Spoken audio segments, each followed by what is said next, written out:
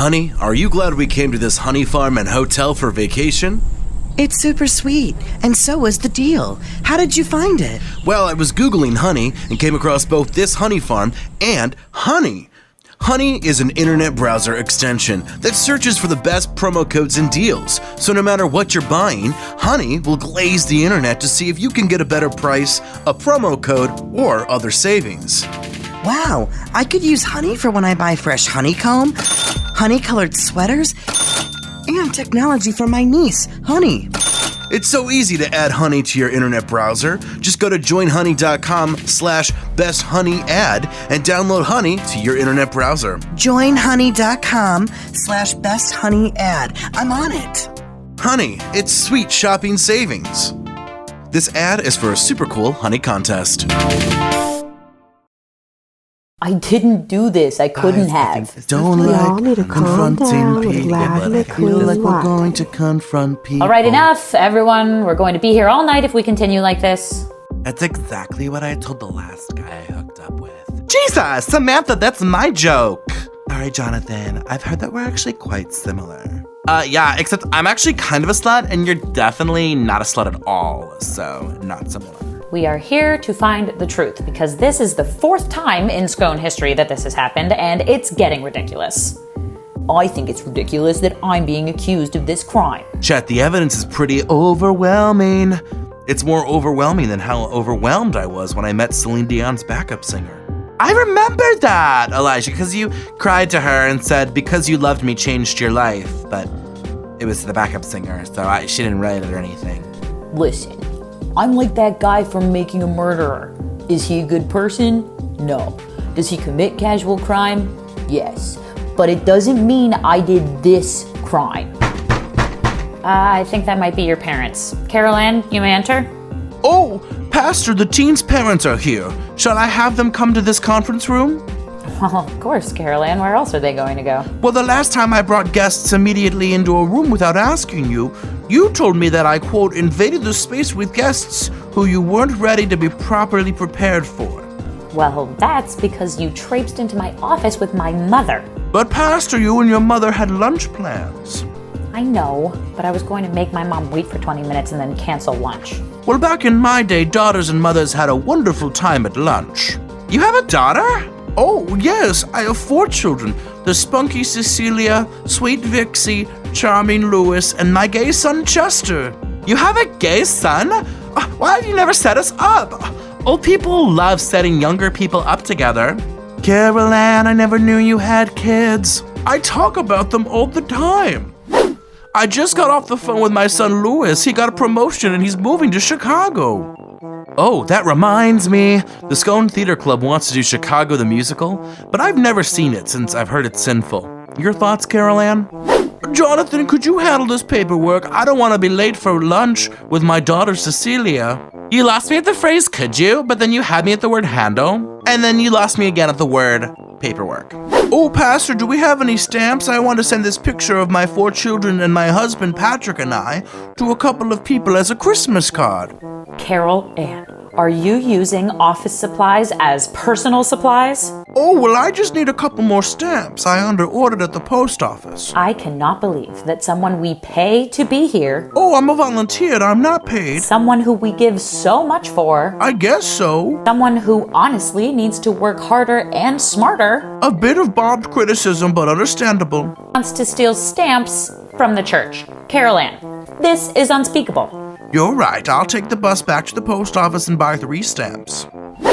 Okay, but I'm shocked, Carol Ann, that you have a gay son and you didn't tell me. Well, he's like 40, Jonathan. So? And he's married. So? And he lives in Charleston. So? Well, my bad then. Carol Ann, please stop gabbing about your kids and grab these teenagers' parents. On it. Listen, my mother supports me unconditionally. I really doubt you're going to get her to... Chet, what in the world did you do this time? Drop cockroaches in the church sink? Super glue Elijah's keyboard keys? You jerk! I can't believe I'm getting another call about the you pulled. Thanks for believing me, Mom. Oh, I do believe you. I believe that you're a juvenile delinquent. I believe you'll end up in jail or dead. This is all your father's fault. If he was around more... Chet's mom. We love and support Chet. We don't call him a juvenile delinquent. We call our teens troublesome teenagers. It's less judgmental than using juvenile delinquent. After all, no judgment. As Honey's mother, I doubt my daughter was involved. Honey's a self-made businesswoman, not a criminal. So I can make homemade vodka in my house and suddenly be a self-made businesswoman? Okay. Mom, I promise it wasn't me. What exactly happened? Is Axel in trouble? Since I'm Axel's father, I'm responsible for his growth and development. I have a growth that needs developing. Ha! Alright, that was funny, but cut it out. I agree with Honey's mom. My daughter Samantha is a great child. Thanks, Dad. I know how hard it is to raise a slut.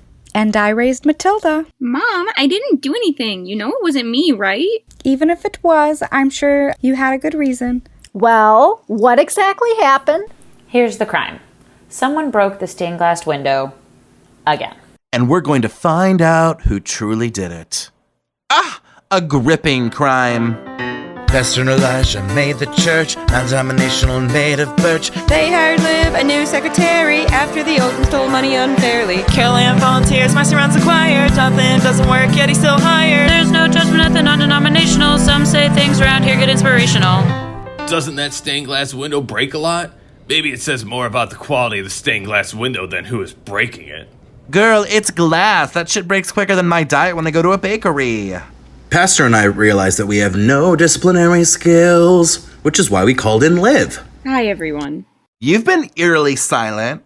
Oh, I'm just here to watch this shit show play out. Well, like my daughter Honey, I like to learn things by talking them through. So tell me what happened. No worries, Mom. Thanks, Honey, my daughter. We get it. You're Honey's mom. Honey's mom, that's me. Well, it all started earlier tonight when we were meeting at teen night. Welcome to SCONE Teen Night, everyone. I'm Matilda, president of the Teen Club. Matilda, it's like the same people here every month. We know you're Matilda. I'm just going through Teen Night protocol. All right, let's call attendance. Vice President Honey? Here, and I brought homemade gluten-free, organic, cruelty-free, peanut-free, non-crunchy peanut butter brittle. How can peanut butter brittle be peanut-free and not crunchy? It's made with fake nuts. Don't worry, my nuts are real. Speaking of jackasses, is our treasurer Chet here? Me and the $20 budget are here. And our secretary Samantha? The dirty, filthy, nasty secretary reporting for hot action duty. And that leaves our sergeant-at-arms Axel. The only job I want, one that has to do with my arms. You'll notice that our Teen Night and Teen Club advisor is not here tonight. Garfield had a war reenactment and told me I need to work on my battle skills, not babysit a bunch of teen hussies. That sounds like Garfield, all right. What a legend. So, replacing Garfield are our auxiliary advisors, Elijah and Marcy. We're blessed that we get two advisors, especially two cool people. Thank you for having Marcy and I. Luckily, I had a cleared schedule and could be here tonight. Your whole schedule is clear, I bet. Was there no karaoke bar that needed help tonight, Marcy? Karaoke? I'd rather have dinner with Tori Amos again. Let's just say her dinner conversation practically crucified me. She really is a raisin girl. Dry and flavorless. Anyway, I don't do karaoke. I am a professional singer, not a wannabe half-tone deaf local aspirant who covers one-hit wonders from the 80s and 90s. Are you talking about yourself when you say a wannabe half-tone deaf local aspirant? No, I'm talking about karaoke vultures. Damn, Marcy, don't be talking smack on your own species. Well, I know it's movie night, so I brought a suggestion. It's a documentary called My Fake Self, Social Media in the Modern Age, a story of one woman's fight against the online platforms which tried to deny her identity and overlooked the increasing digital landscape. That sounds thrilling! That sounds terrible. OMG, that title is so long, just like my slutty legs. No worries, teens. I brought a great movie. It's a bootleg copy of a documentary that never made it to the big screen. It's a documentary about Marcy Playground. Why didn't it air? Well, there were some problems between the filmmakers and the band.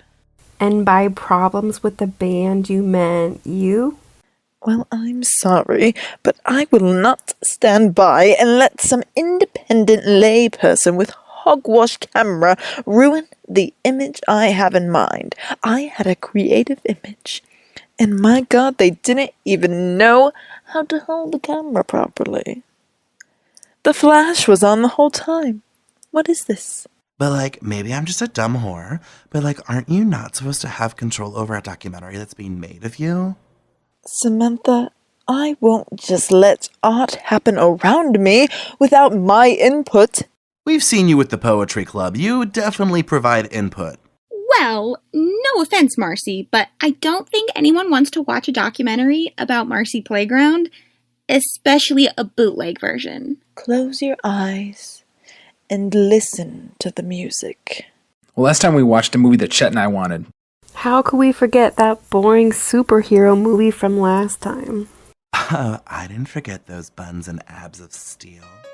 I was thinking we could watch Miss Sanchez. It's about a young college professor who falls in love with one of her students. Well, that sounds a little too risky, don't you think? Are there any gratuitous and unnecessary sex scenes? Oh, absolutely. Really? I don't think that's a good idea for a church teen club. No judgment, Elijah. You can't censor art or the body. I mean, Elijah, you could censor art, but then you'd be no better than Marcy. Oh my gosh, that's a serious accusation. An accusation I'm happy to be accused of. Well, why don't you start the movie, and I'll go get the gluten-free, organic, cruelty-free, free trade vegan crackers and some gluten-free, organic, cruelty-free, free trade, cow-free, dairy-free, nut-free, vegan cheese spread. All right, I'll put the movie in. When I die, please remember all the work I did. Marcy, I've seen you work. You can't even legally call what you do work. Hey, Matilda, do you want to see the dress I got for the Sadie Hawkins dance? Sure. Wait, Samantha, that's your dress? This dress pictured on your cell phone device. I got the dress because it's extremely revealing. Samantha, that's the dress I got. Why would you buy my dress?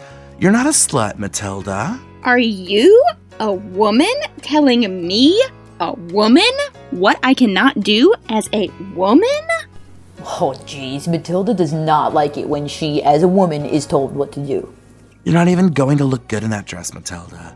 You're not a slut. I've been with more guys then. All right, we can cut out some of that scene, right, Pastor? I suppose we can.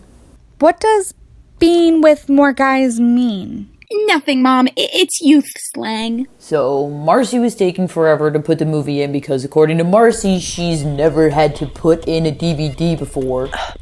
In my defense, I was busy recording albums, not watching straight to VHS movies. But Marcy, the movie was on Netflix.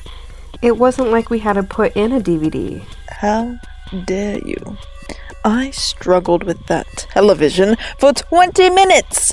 I haven't struggled that long since I did a duet with Dave Grohl's less talented cousin at a pre-Grammy party. Meanwhile, I was taking a quick break. I thought you went to get inclusive and diverse cracker and cheese options. Well, all that talk kind of freaked me out. So with Elijah gone and Marcy distracted, things just fell into chaos. My daughter is really good at chaos. I'd agree with that, Honey's mom. All you need to know is that Samantha and I couldn't have broken the stained glass window. Yeah, we were fighting because we bought the same dress for the Sadie Hawkins dance. Well, I know it wasn't me. Are we sure about that? You always love stirring the pot. When have I done that? When have I ever stirred a pot? Maybe a pot of beautifully crafted mac and cheese. But a pot of drama? Who am I? Suzanne? The just you singing and stirring the pot. All right, I get it. But like I said, I have an alibi. I was listening to some hot new demos while the rest of you were watching the movie. So instead of watching the kids, you put on some headphones and listen to some poorly made alternative demos?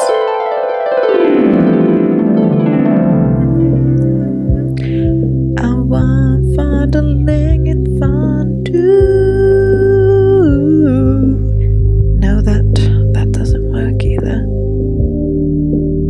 I do love fondue though. Well, I have evidence that puts Chet and Axel at the scene of the crime. I was coming back from grabbing those cheese and crackers when I heard the sound of what seemed like Marcy singing. So when you ran to the sound of Marcy's vocals, what did you find? I found a broken, stained glass window, and I also found Chet and Axel standing over the broken glass. Alright, so Axel and I were at the scene of the crime, but that's not because we committed the crime. Chet, you know I love you, but you are a troublesome teen with a penchant for crime and deviance. Jeez, Mom, what are you, a cop? Honey, you know I'm a police sergeant. Sergeant Chet's mother. Well, that explains why Chet hasn't gotten in trouble with the police. I'm allowed 10 more mistakes, and then that's it. Elijah, Pastor, don't Chet and I get a chance to explain what happened? Like, can't we share our perspective? We don't need your perspective. We have you at the crime scene. Guys, I think it's only fair that Chet and Axel state their case. What is it, the court of law? Well, in the theme of no judgment, we shouldn't cast judgment until we've heard all the stories and examined all the facts. Fine. I guess we will follow protocol. We don't have protocol. Listen, it's late and I can't be up all night. I have the regional district multi-faith singing competition semi-finals. We get it. You do music. You don't have to talk about being an amateur wannabe musician every minute. My God. So anyway, the girls were arguing, so Axel and I decided that we were just going to take a walk. Probably so you could get up to some deviance? Actually, no. We were talking about our romantic relationships. It's just hard because I really respect and love Matilda and I want to be honest, but I don't want to hurt her. Yeah. Like, I go back and forth. It's just a lost cause because we're teenagers and we should, like, have fun and not worry about big problems. Yeah. Do you think I should just talk to her and see what happens? Just, like, be honest and all that? Yeah. Thanks, man. You're great to talk to about these kinds of issues. What was that? It sounds like something broke, which is what we normally do. Let's check it out. Wow, someone destroyed the stained glass window. That's what we do.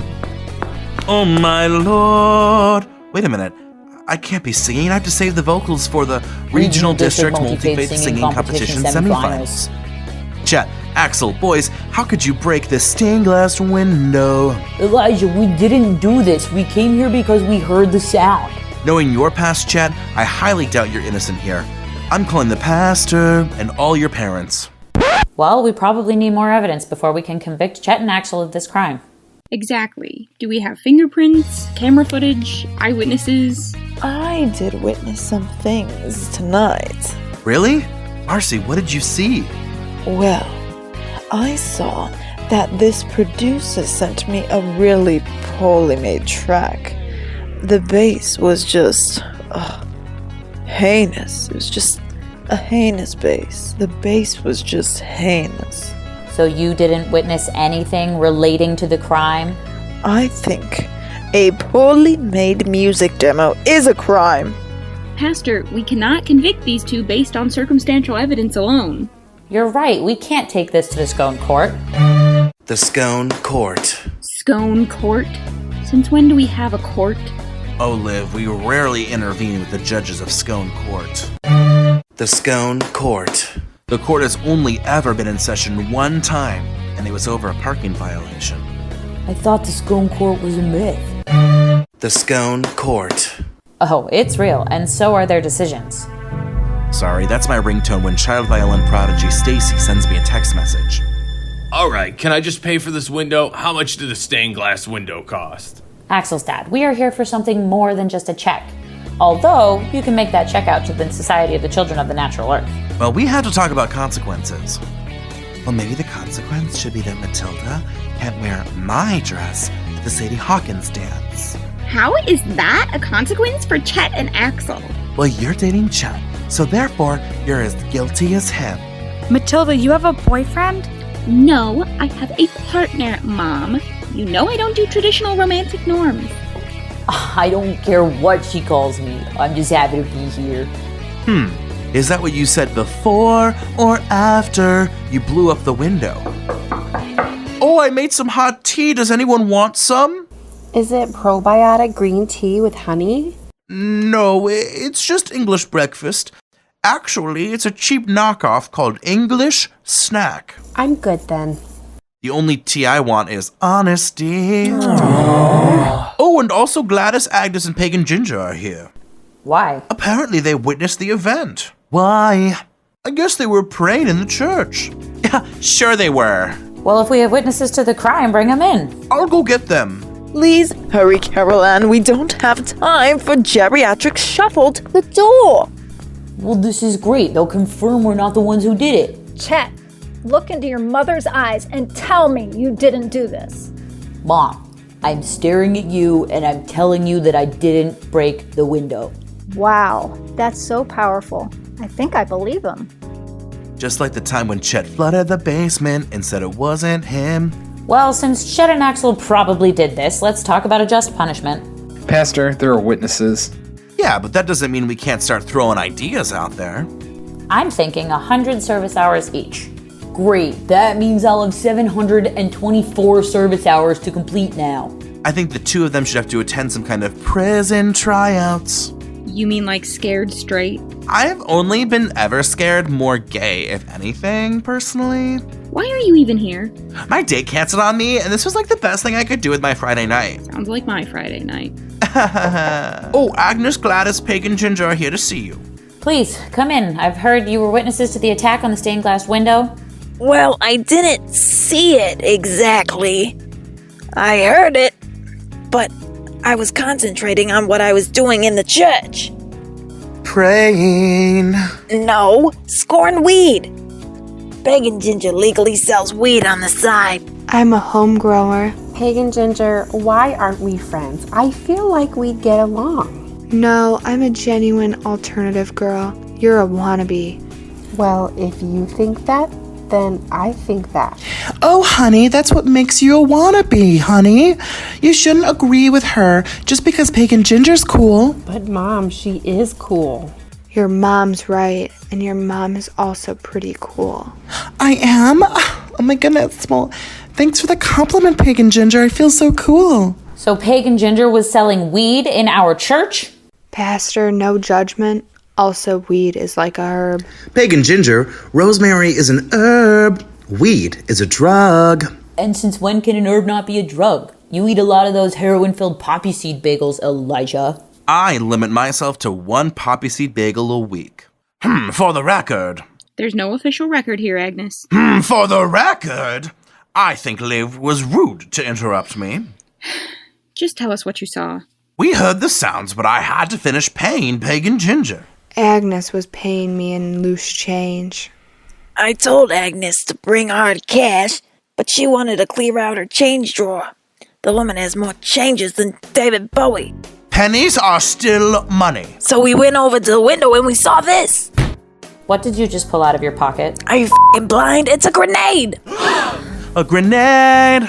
Elijah, that was pitchy. It should have been a grenade. Relax, it's not a real grenade. It's a toy grenade. That's what destroyed the window, then. Someone accidentally tossed a grenade through the window. Can you let me finish? But you had finished. I took a pause. Well, are you done now? Well, I'm done with your attitude, Liv, that's for sure. Girls, get it together. Whose grenade is that? It's not my grenade. My grenade is a bit smaller and dark green. This grenade is fake and brown colored. You have a grenade? Relax, Dad. It's just a grenade. The grenade had to have been tossed through the window by someone standing outside the church. Well, no shit. There was glass everywhere. I haven't seen that much glass since I worked at that glass factory when I was a kid. Too bad you're not one of the kids who died in those factories. I saw Chet and Axel moments after the crash, so that means it can't be them. Oh, yay, it works out! They're free to go! Because Matilda stole my dress? Well, we were about to convict innocent people. It goes to show you that sometimes the troublesome teens aren't the troublesome ones, after all. Well, now that we've been crucified, can we all go home? But we didn't resolve Matilda and Samantha's dress. I realized that maybe Matilda and I can both wear the dress. Really? Why? Because you're one of my best friends, and it's funny we picked the same dress. So as friends, we're going to the dance together with the same dress. It's honestly perfect. Aww! Besides, we all know I'm gonna look better in it anyway. The only question is, who broke the stained glass window? Pastor, Elijah, James, and Garfield are here to see you. We have something to say to all you hussies. How did he know my nickname? Your nickname is Hussy? Back in college, I was the biggest hussy of them all. Cool. Garfield and I were in the war, as you all know, and sometimes we like to reenact the war we were in.